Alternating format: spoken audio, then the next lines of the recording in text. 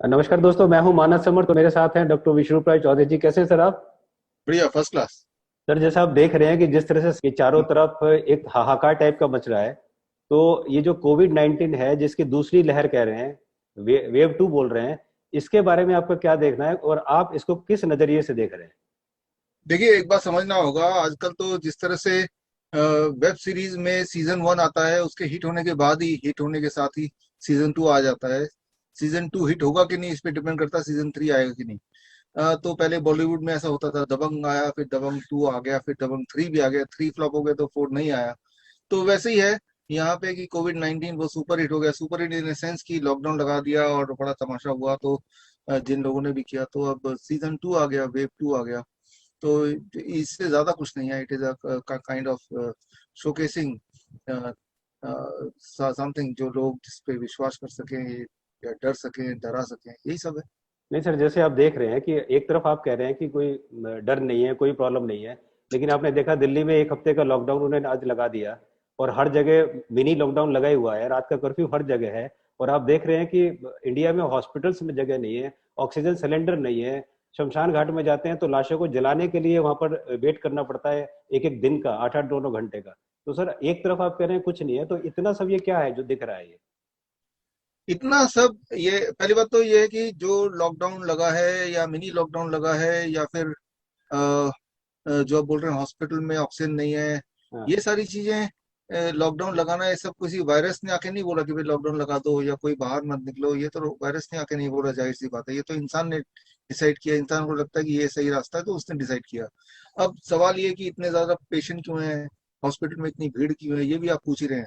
तो अगर आप ये बोल रहे हैं कि भीड़ क्यों है, सिलेंडर, ऑक्सीजन सिलेंडर कम क्यों है, तो भीड़ की जब बात आती है तो एक्चुअली आपका दिमाग आता है कि मेट्रो सिटी, दिल्ली, लखनऊ, बनारस, इस तरह के बड़े बड़े शहरों की शायद आप बात कर रहे हैं।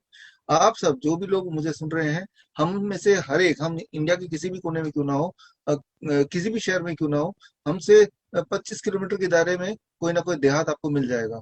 आप सब अभी इस वीडियो को देखने के बाद 25 किलोमीटर आगे देहात में जाइए और जाके देखिए वहां पे कोई बीमार पड़ रहा है क्या, वहां पे कोई ऑक्सीजन सिलेंडर की कमी हो रही है क्या, वहां पे किस तरह की वहां पे रहन सहन है। तो आपको पता चल जाएगा कि वहां तो एक नई दुनिया है, वहां तो कोई बीमारी नहीं पड़ रही है। तो सिर्फ शहर शहर में ही हो रहा है। अच्छा, तो शहर शहर में क्यों हो रहा है, गांव में क्यों बिल्कुल भी नहीं हो रहा? उसका कारण ये है कि मैंने 25 जुलाई, ठीक एक साल पहले, मैंने आपको बोला था, हमने किताब लॉन्च की थी, nice way to cure Covid 19, इसी का हिंदी रूप, हम्म, हम्म, इंग्लिश हम्म, वर्जन। और तभी मैंने अपने उस बुक में एक चैप्टर में बता दिया था कि ये जो मास्क लगा रहे हैं और आप कार्बन डाइऑक्साइड को इनहेल कर रहे हैं बार बार, ये जब कुछ महीनों तक करते रहेंगे तो एक बीमारी आ जाएगी जिसे कहते हैं हाइपर कैप्निया। ये आने वाले दिनों में आएगी। ये पूरा मैंने एक्सप्लेन किया था सारे एविडेंस के साथ कि अगर ऐसा करते रहेंगे और कुछ महीनों तक करेंगे तो you will be suffering from hypercapnia. तो ओके। वो जो मैंने इंडिकेशन दिया था 25 जुलाई 2020 को, आज वो सच सच होता हुआ दिख रहा है। लोगों में ब्रीदिंग इश्यूज आ रही हैं और वो सारे सिम्टम्स आ रहे हैं which symptoms are similar to flu symptom but not actually flu. Okay. Right, वो सिम्टम फ्लू वाले तो हैं लेकिन वो फ्लू नहीं है। That is called hypercapnia. तो हाइपर कैप्निया भी किसी वायरस को ही रिस्पॉन्सिबल नहीं बोलूंगा मैं तो ये बोलूंगा इंसान के जो कर्म है उस कर्म का नतीजा सामने आपको दिख रहा है। तो और गांव में, ऑन द अदर साइड, गांव में तब भी किसी ने मास्क नहीं लगाया था और एज ए रिजल्ट गांव में हाइपर कैप्निया नहीं है। तो वहां पे आप देखिए, वहां ना तो ऑक्सीजन सिलेंडर की जरूरत है, ना कोई बीमार पड़ रहा है। बीमार फ्लू सीजन में लोग बीमार पड़ते ही हैं, हर साल फ्लू होता है और हर इंसान को साल में एक बार फ्लू होता है। ये एक सच है जिस जो आपको हमेशा याद रखनी होगी। क्या 2020 से पहले हम बीमार नहीं हुए? क्या हमें बुखार नहीं हुआ? क्या पहली बार आपने देखा दुनिया में कि बुखार होते हुए इंसान को? हर साल बुखार होता है और हर साल आप एक हफ्ते की छुट्टी लेते हैं, घर पे बैठते हैं। बच्चा है वो भी स्कूल से छुट्टी लेता है, घर पे बैठता है। साल में एक बार जरूर हर बच्चे के जीवन में, एवरी ईयर, हर इंसान के जीवन में, राइट, वो एक नॉर्मल बात है। लेकिन अभी जो एक्सेस लोगों को दिक्कत आ रही है वो सिर्फ और सिर्फ शहर में आ रही है। और इस दिक्कत का नाम कोविड 19 ना होके इसका नाम होना चाहिए हाइपर कैप्निया।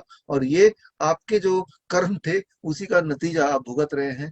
ये किसी और उसका इल्जाम हम लगा दे रहे हैं कि किसी वायरस पे या किसी पैथोजन पे हम इल्जाम लगा के अपने आप का पीछा छुड़ा रहे हैं। कर क्या रहे हैं? सिर्फ उसके बावजूद भी आप एक तो अपने नाक को बंद कर रहे हैं, फिर बोल रहे हैं हमें ऑक्सीजन की कमी है। अरे भाई, नाक को बंद करोगे तो ऑक्सीजन तो कम होना है ना। सर एक बात बताइए, आप ये बोल रहे हैं कि ये हाइपर कैपनिया है और आप ये बोल रहे हैं कि लोगों के कर्म है, लेकिन आप देखिए कि जो मासूम लोग हैं, जो आम जनता है, वो क्या करे। आप देख रहे हैं कि यूपी में 10,000 का चलान है सर, 10,000 का। अगर वो ना पहने तो क्या करें, पुलिस डंडे बजा रही है, आप काम नहीं कर सकते, आपको पेट्रोल नहीं मिल सकता, आप कुछ कर नहीं सकते। तो लोगों के पास इसके अलावा क्या चारा बचा है उसके अलावा। देखिए, इसमें लोगों के हाथ में ही चारा है, क्योंकि लोगों को मिलके ही देश बनता है। देश किसी दो चार लोगों से मिलके नहीं बनता, ये लोग एक एक करके ही तब देश बनता है। तो आपको पहले तो सच्चाई क्या है ये समझना होगा। यही पहला स्टेप है। क्या आप सबने सच्चाई समझ ली है? अगर तो अब भी नहीं समझा तो विश्वरूप.com BISWAROOP.com में जाएंगे। ये किताब हिंदी में, इंग्लिश में है। इसको पढ़ेंगे तो जो मैं बोल रहा हूँ उसकी सत्यता आपको पता चलेगी। अगर आप सत्य समझते हैं, उससे पूरी तरह कन्विंस हैं, तो आपको लोगों तक ये बात पहुंचानी है। अपने शहर में वो लोग, चाहे वो पुलिसकर्मी हो, चाहे वो डीएम हो, चाहे वो एमएलए हो, चाहे वो एमपी हो, हर एक बात तक, क्योंकि हर इंसान जीना चाहता है। कोई कितना ही बड़ा नेता हो, at the end of the day वो जिंदा रहना चाहता है, और वो भी हेल्दी रह के जिंदा रहना चाहता है।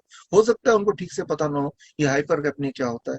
हो सकता है उनको ये ना पता हो कि ऑक्सीजन मास्क लगाने का डिसएडवांटेज क्या है। हो सकता है उनको लग रहा हो कि जो गाइडलाइन ऊपर से आ रहा है, और जिनको गाइडलाइन मिल रहा है उनको लग रहा हो कि आगे से आ रहे हैं तो ठीक ही होगा। इसीलिए उस पर भरोसा करके वो अपनी तरफ से, हो सकता है कि अनजाने में ही ये सारी चीज लागू करा रहे हैं। ये भी एक पॉसिबिलिटी है। अगर तो ये पॉसिबिलिटी है, तो आपको उन तक बात पहुंचानी है, ये आपकी रिस्पॉन्सिबिलिटी है। राइट? तो ये क्या आपने किया? अभी तक 1 साल हो गए, आपने तो नहीं किया। क्या अब आप करेंगे? अगर तो आप करेंगे तो कोई रास्ता निकल सकता है। सर आप बोल रहे हैं कि ये सेकंड लहर नहीं है, ये एक हाइपर कैपनिया है या जो भी प्रॉब्लम है। लेकिन सर ये आज के जमाने में मैं देख रहा हूँ, आजकल जो देख रहा हूँ हमारे पास, जैसे मैं भी एक नाइस एक्सपर्ट हूँ, पिछले साल भी हमने काफी पेशेंट को क्योर किया है आपके अंडर में, और इस साल भी इतने सारे केसेस में बढ़ोतरी क्यों है। पिछले साल के मुकाबले बड़े जबरदस्त केसेस इस साल आ रहे हैं, तो इतने बढ़ोतरी आपको आप किस नजरिए से देखते हैं।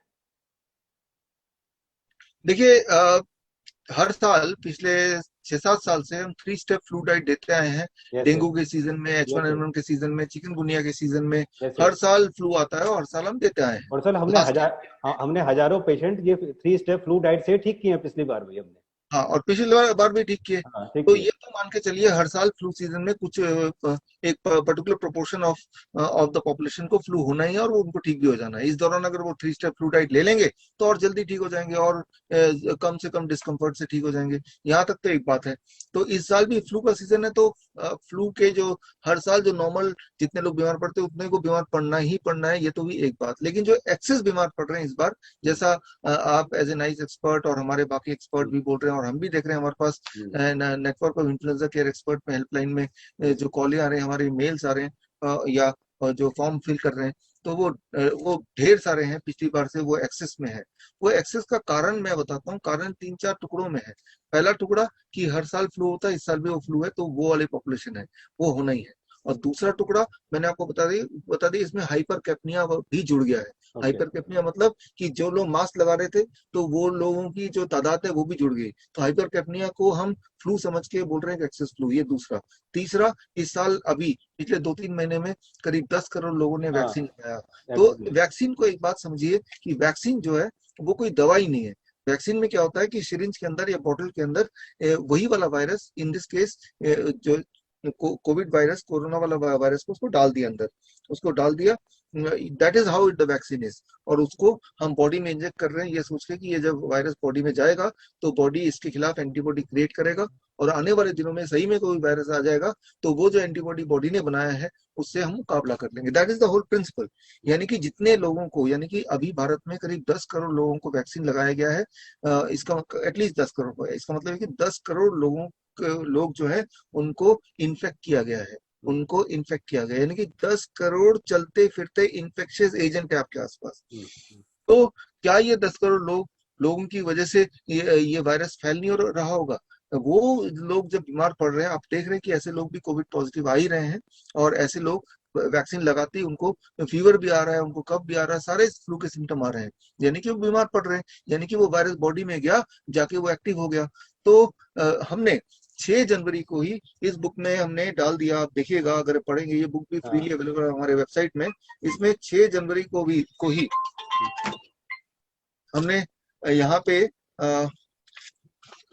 हमने एक ऐलान किया था हमारे 111 डॉक्टर्स ने मिलके हम्म, कि जो लोग वैक्सीनेट करा रहे हैं अपने आप को, उनको भी 14 दिन का क्वारंटाइन होना चाहिए खुद ब खुद, नहीं तो वो बाकी लोगों में बिना मतलब के इन्फेक्शन फैलाएंगे। ओके। राइट, ये बात है 6 जनवरी, जब तो वैक्सीनेशन कैंपेन शुरू नहीं हुआ, हम्म, और ऐसा होगा तो आगे बड़ी दिक्कत आएगी। हम्म, तो जो हमने ये किताब में ऑलरेडी बोला हुआ है, आज वही भयानक रूप आपको सामने देखने को मिल रहा। ना तो उन्होंने अपने आप को क्वारंटाइन किया, राइट, ना ही कोई प्रोटेक्शन किया, तो एज ए रिजल्ट उन लोगों को, वो 10 करोड़ की पॉपुलेशन जो फैला रही लगातार इन्फेक्शन, राइट, ऐसा एक एस्टिमेट मान सकते हैं, वो हाइपर कैप्निया जिन्होंने अपने आप को बीमार बनाया 1 साल तक नाक में कपड़ा रख के, और तीसरी कैटेगरी जो कॉमन फ्लू से हर साल एक particular population, particular proportion of population जो पीड़ित होती है, ये 3 कैटेगरी, ये तीनों मिला के, राइट। और चौथी कैटेगरी, अभी क्या है कि एक इंसान खासतौर पे मेट्रो सिटी में एक छींक भी ले लेगा, जैसे ही वो खांसेगा सब लोग अलर्ट होकर देखेंगे और उसको जी सर। जबरदस्ती लेके भाई तुम तो हॉस्पिटल में जाओ। जी सर। हॉस्पिटल जो कि एक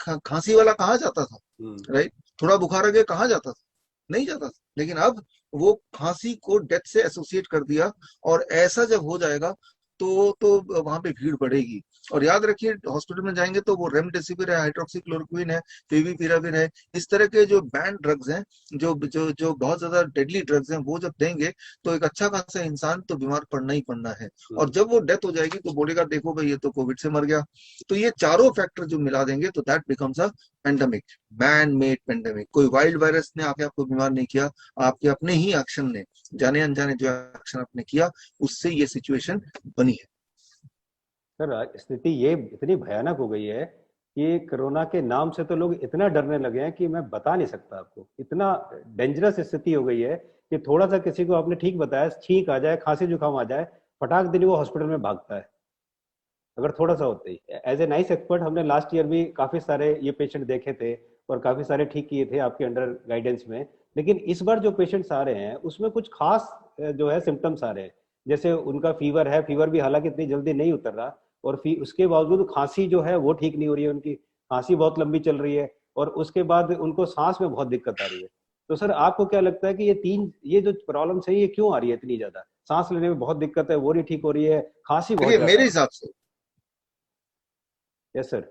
मेरे हिसाब से ये जितना मैंने ऑब्जर्व किया है, ये उनको हो रही होगी जो हाइपर कैप्निया के पेशेंट हैं और जो सोच रहे हैं कि वो कोविड के पेशेंट हैं, उनको हो रही होगी, ओके। राइट। जो नेचुरल इन्फेक्शन की वजह से नहीं, जो जिन्होंने मास्क वगैरह ज्यादा लगा रखा होगा तो उनकी बॉडी इस तरह से बिहेव कर रही होगी। तो that can be one reason.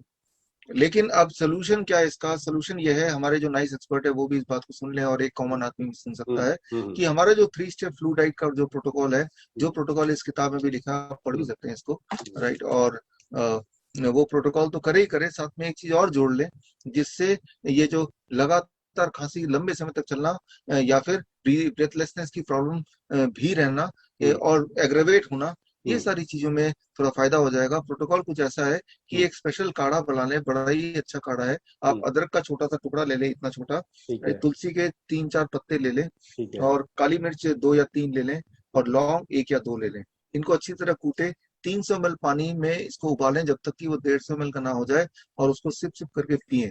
और ऐसा दिन में 3-4 बार करें। और ऐसा जब साथ में जोड़ देंगे along with the 3 step flu diet hmm, protocol, तो हमने देखा कि ऐसे पेशेंट्स को फिर रिलीफ मिलता है। But okay. These are the patient, you can call them a hypercapnia patient rather than calling them a flu patient। Okay, तो सर कितने दिन में आराम आना शुरू होगा उनके खांसी वाले पेशेंट को? वो बड़े पेशेंटली उनको करना पड़ेगा 7 दिन से 14 दिन। अच्छा। 7 दिन से 14 दिन तो उनको लगेंगे ही, ओके। जो स्थिति है। और अगर ऐसा नहीं करेंगे तो महीनों भर भी लग सकता ओके। और अगर किसी का सर बुखार जो है वो जो है बुखार वैसे सेफ रेंज का 104 तक 104 तक क्या सेफ रेंज है बुखार की? और अगर इससे ज्यादा बुखार होता है तो उन्हें क्या करना है? है। देखिए, बुखार कितना भी होगा, वो बुखार अपने आप नहीं आ रहा, आपका बॉडी उसको प्रोड्यूस कर रहा है। ओके। और बॉडी कोई भी चीज प्रोड्यूस करता है तो बॉडी अक्सर ये देखता है कि भाई वो सेफ लिमिट में ही हो। तो बुखार अगर ज्यादा आ रहा है तो ये 104 तक ही आएगा। और उससे भी ज्यादा आ रहा है तो वो उस कंडीशन में हो सकता है जिसकी डाइट 3 स्टेप फ्लू डाइट ना हो, तब आ सकता है। या जो इस तरह की दवाइयां लेके अपने बीमारी को पोस्टपोन करता जा रहा है, तब आ सकता है। नॉर्मल केस में तो ऐसा आता नहीं है, 104 तक तो पहुंच जाते हैं लोग, हम्म, लेकिन उसके बाद और नहीं बढ़ता है। लेकिन 104 हो, 102 हो, 103 हो, 105 हो, आपको करना वही है कि 3 step flu diet plus cold compress का जो प्रोटोकॉल हमारा, हाँ, कोल्ड कंप्रेस लगातार, ताकि 102 के बाद ही आपने कोल्ड कंप्रेस शुरू कर दिया और वहां तक भी आगे जाने की नौबत ही नहीं आने दी। तो ये करना है। और साथ में ये जो काढ़ा हमने जोड़ा है, ये भी कंट्रीब्यूट करेगा in controlling the fever in A positive manner. और सर अगर फीवर सपोज डाउन नहीं होता है 3 दिन तक, तो क्या 3 दिन के बाद भी वो फ्लू डाइट लेंगे या 3 दिन के बाद वो डीआईपी डाइट पे आना है उन्हें? देखिए, डिपेंड करता है कि कितना, मान लो फीवर अगर चौथे दिन अगर 101 से ऊपर रहता है तो आप 3 स्टेप फ्लूइडाइट का डे 1 वाला एक बार फिर शुरू कर देंगे एक दिन के लिए। और ओके। अगर फीवर 100 के आसपास रहता है, 100 से नीचे रहता है, तो डेफिनेटली डीआईपी डाइट ले लेंगे। तो ये मैक्सिमम कितने दिन तक हम फ्लू डाइट को रख सकते हैं मैक्सिमम? मैक्सिमम 4 दिन, बहुत हद हो तो 5 दिन, मतलब तीन तीन दिन तो होता ही है, 3 से 5 दिन मान लो। ओके, 3 से 5 दिन रख सकते हैं। ठीक है। और सर जो लोगों को सांस में दिक्कत आ रही है उसका क्या सोल्यूशन है? सांस में जो दिक्कत आ रही है, उसमें तो मैं सभी को बोलूंगा इस वीडियो के माध्यम से कि अपने लिए घर में पहले से ही छोटा सा जो फैन आता है ना, इतना छोटा फैन आता है, हाँ हाँ। राइट, मैंने पहले ही बता चुका हूँ। हाँ, हैंड हेल्ड फैन, हम्म, राइट, वो उसके अंदर बैटरी होती है, बड़ी तेज चलता है, उसकी स्ट्रीम ऑफ एयर निकलती है। वो रख लें, 200-300 रुपए का आता है, वो खरीद के ही रख लें, वैसे ही रख लें। और देखिए, जैसे मैं बैठा हूँ ना, ऐसे बैठा हूँ, हम्म, और जैसी सांसों में किसी को दिक्कत आएगी, तो ये जो पोस्चर है, ये जो पोस्चर है, इस पोस्चर में लंग्स की पोजीशनिंग कुछ विंड पाइप्स इस प्रकार होती है कि सांसों की दिक्कत थोड़ी कम होगी। और इस पोस्चर में बैठ के वो जो पंखा है वो नाक के सामने ऐसे रखना है, पंखे को फुल स्पीड से चलाना है, हम्म, गहरी गहरी सांसें लेना है, गहरी गहरी सांसें लेना है, और साथ में जो काढ़ा बोला था वो भी पीते रहना है। ऐसा आधा घंटा, पौना घंटा, 1 घंटा करेंगे तो रिलीफ मिलने लगेगा। ये तो हुआ एक कॉमन बात जो कि कोई भी इंसान कर सकता है आराम से। वो जो लेकिन कई बार, वो जो काढ़ा आपने जो बताया था बुखार में जो देना है का हाँ, वो जो खांसी में देना है काढ़ा। वही वही काढ़ा हाँ, वो लेके खांसी कर में देना है। सकते हैं। ठीक है, ठीक है। और इससे रिजॉल्व हो जाएगा। ये बड़ा ही पावरफुल टूल है, और ठीक इसको दिन में 2 बार 3 बार कर सकते हैं, जितनी बार भी लगता है दिक्कत। और ठीक है। इसके अलावा जो है प्रोन वेंटिलेशन, जो कि मैंने डिस्क्राइब किया था पहले भी, इस किताब में भी है। प्रोन वेंटिलेशन पोजिशनिंग मतलब सिर उल्टा लेटना, उल्टा लेटना मतलब सिर नीचे की तरफ, ना कि आसमान की तरफ। ऐसा जब लेटेंगे तो आपका जो हार्ट है वो नीचे होता है, लंग्स ऊपर होता है, तो लंग्स की कैपेसिटी लगभग 20% बढ़ जाती है। और 20% कैपेसिटी बढ़ने से ऑटोमेटिकली आपका ऑक्सीजन सेचुरेशन भी बढ़ने लगता है, 1 घंटे में लगभग 1 से 2% बढ़ने लगता है। और ऐसे में जो ब्रेथलेसनेस की जो प्रॉब्लम है वो सॉल्व होने लगती है। लेकिन वो प्रोन वेंटिलेशन पोजिशन में लंबा टाइम तक रहना होता है, 12 घंटे, 15 घंटे, 16 घंटे। लेकिन जरा सोचिए, हॉस्पिटल के कॉम्प्लिकेशंस से तो बहुत ही अच्छा है, क्योंकि इसमें कोई साइड इफेक्ट नहीं है, बट इसके जो बेनिफिट है ऑलमोस्ट इमीडिएट है। हम्म। सर हमारा ऑक्सीजन लेवल कितना डाउन हो तो हम ये फैन वाला करें, और कितना डाउन हो कि हम प्रॉन वेंटिलेशन पे आए?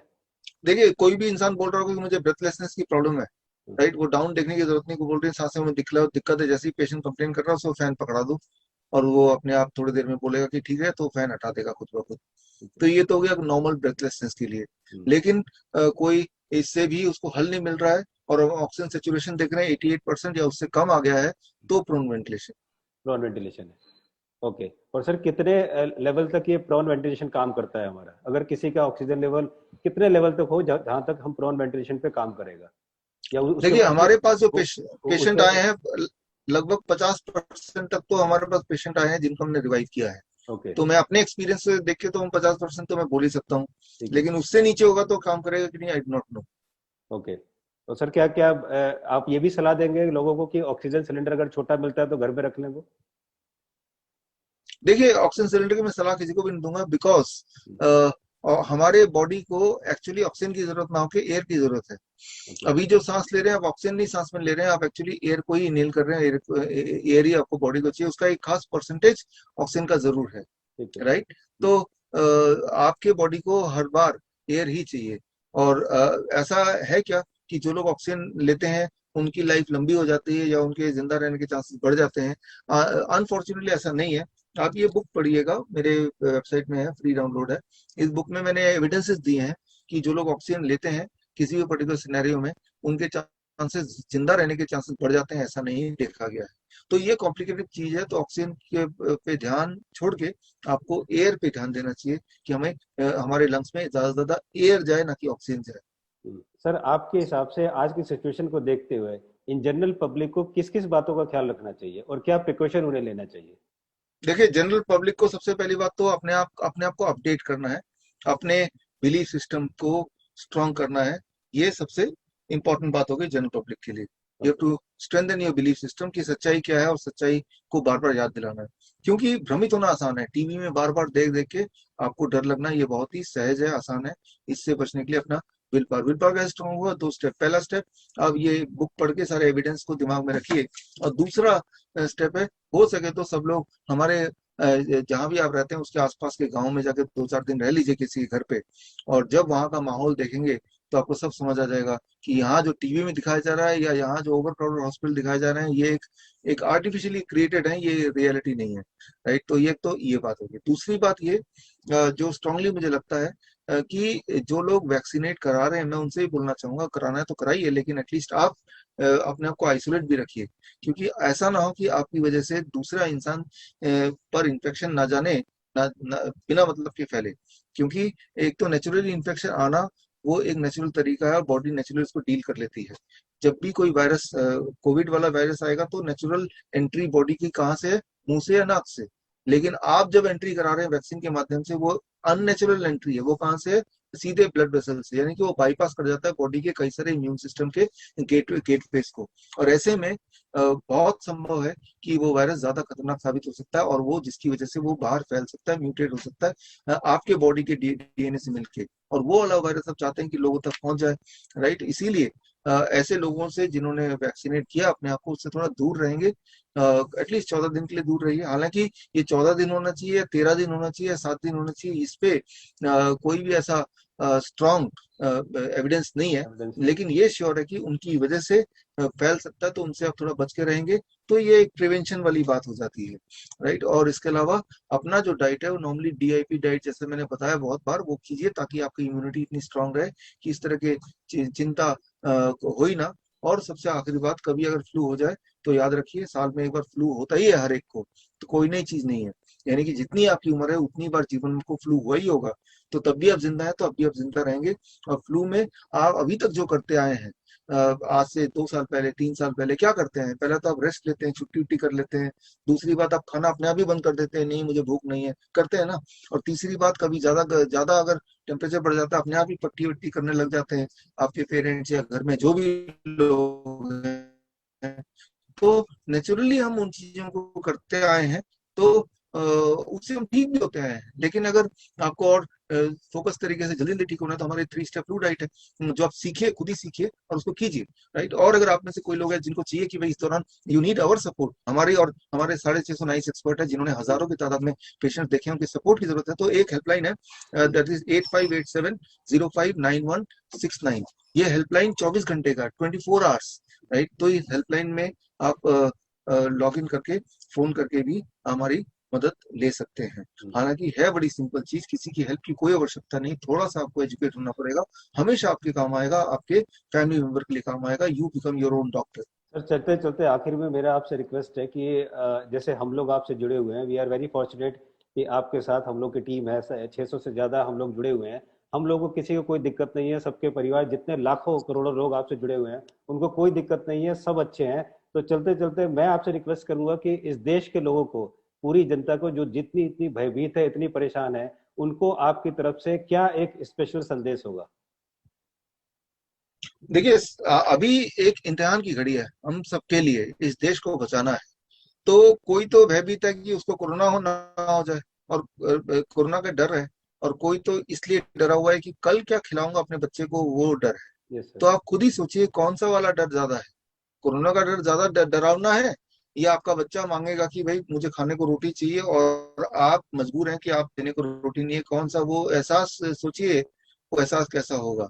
राइट, आपको मैं बता दूं, इस वक्त हर 5 सेकंड में एक बच्चे की मौत हो रही है भूख से, बिना भोजन मिले। आप उस पेरेंट के इमोशन को जरा सोचिए, क्या उस पेरेंट को कोरोना से डर लग रहा होगा? जाहिर सी बात है, नहीं लग रहा होगा। एक भी भिखारी, एक भी गरीब, एक भी मजदूर, एक भी किसान को कोरोना हुआ क्या? नहीं हुआ। राइट, तो इस डर के आगे आप बढ़िए अगर देश को बचाना है। तो मेरा संदेश ये है, वही सीन जो अप्रैल महीने में लास्ट ईयर हुआ था, अप्रैल मई में, जब मजदूर को मजबूर कर दिया गया, 12 करोड़ मजदूर सड़क पे आ गए और हम देखते रह गए। वो स्थिति दोबारा होने से पहले ये आपकी मेरी सबकी रिस्पॉन्सिबिलिटी है, जो लोग थोड़ा भी समर्थ हैं, कि हम कुछ ना कुछ करें, वो तैयारी पहले से ही कर लें कि इस बार हम ये कोशिश करें कि पिछली बार जो हालत हुई थी वो हालत अब ना हो। याद रखिए, इस बार जब हालत होगी तो वो लोग जो घर बैठ के सिर्फ टीवी में और व्हाट्सएप में देख रहे थे वो भी इसमें शामिल होने वाले हैं, क्योंकि उनका भी बैंक बैलेंस जीरो हो चुका है। तो कल उनकी बारी थी, आज इनकी बारी है, और कल हमारी बारी आने ही वाली है। अगर आप ऐसा नहीं चाहते तो अभी आपको कुछ ना कुछ फैसला लेना पड़ेगा, आपको आवाज उठानी पड़ेगी। क्या बोलेंगे, किसको आवाज उठाएंगे, किस तरफ होंगे, यह आपको सोचना पड़ेगा, क्योंकि नहीं तो बड़ा महंगा होने वाला है सबके लिए, बहुत ही भयानक होने वाला है। भयानक क्या होता है ये तो हमें पता ही नहीं अभी, वो तो हम देखेंगे। और जिसे हम देख के डर रहे हैं वो तो एक ऐसा भूत है जो कि बच्चे को डराने के लिए बोला जाता है, भाई वहां मत जाना, वहां भूत है। बस उसी को लेके बच्चा डर जाता, सोचता है कि दुनिया का सबसे बड़ा खतरा तो ये भूत है जो इस पेड़ के ऊपर है, जहाँ की कुछ है ही नहीं। तो अभी तो उस वाले चीज से आप डर रहे हैं। असली डर तो तब है जब आपके पास खिलाने को कुछ नहीं और आपके सामने आपके यहाँ बच्चे होंगे। और ऐसा हुआ है, और लाखों करोड़ों में हुआ है।